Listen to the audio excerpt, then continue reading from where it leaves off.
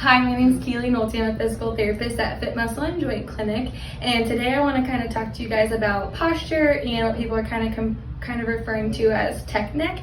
So if you work at home or back in the office now, I wanted to give you guys some tools and some strategies to kind of help combat that neck shoulder pain. So we're going to start with a couple of stretches and we'll get into some other things as well. So I'm with Sarah here. The first thing I'm going to have her do is we're going to do an upper trap stretch. So that's really going to hit like the outside of the neck and kind of down into the shoulder. So Sarah, I'm going to have you grab the mat. So if you're at home, you can grab like the bottom of your chair. If you're sitting at a bar stool, anything like that. So you can grab that, and then I'm going to have you take your opposite hand, place it on top of your head, and you're going to gently stretch to the side. You should feel a nice stretch kind of down in the back and out on the shoulder. So I'd like to have you hold it for about 30 seconds, and then you can kind of reset, and then you can do it again. So 30 seconds twice through, and then I would suggest doing both sides, even if one side feels tighter than the other. The other stretch I'm going to have you do following that will more address the back of the neck and kind of up into the head a little bit. So same exact setup, except you're going to have your hand, you'll grab under the table or the chair, grab your head on the top, and then you're going to pull down and towards the opposite knee.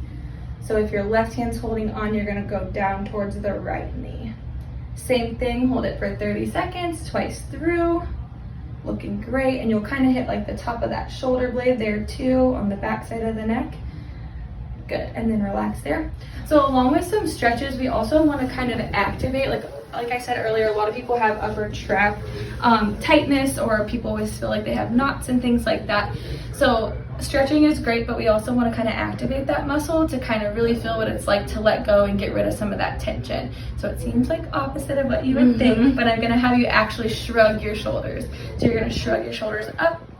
You're going to hold it for about 5, 4, 3, 2, 1. Great, Sarah. And then down.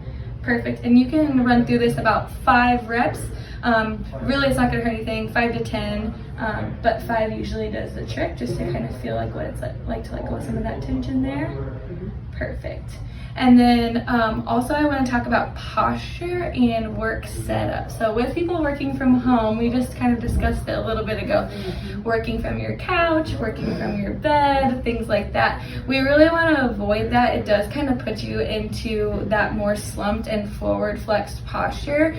We also don't want to overcorrect at the same time. So we don't want to be super erect and really crank our shoulders back. That's just not sustainable throughout your entire day. So what I really want you to think about is just if you have your head, shoulders, trunk, and hips all aligned, you want to get super tall through the top of your head. So you want to think about really lengthening that spine versus really pulling back and extending.